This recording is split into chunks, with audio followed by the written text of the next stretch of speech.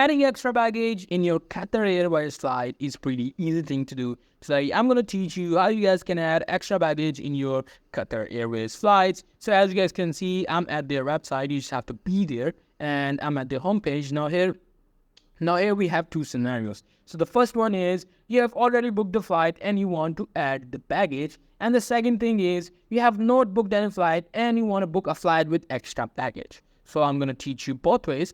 So we're going to talk about the first one first. You just have to click on this search icon, and in search you have to type in manage booking. As you guys can see, it is a popular search, and you just have to add your booking reference number and your last name.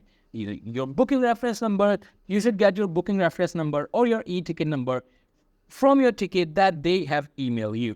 You just have to put this number and your last name. Now the second thing is you just have, and that after that you will be able to see your booking. Now you just have to modify your booking and you just need to add some extra baggage. Now let's talk about the second scenario, which is you have not booked any flight. You just have to start booking a flight. While booking a flight, make sure in the luggage section or the baggage section, you just have to select some extra baggage or some extra space. Most probably they will charge you some bucks for that.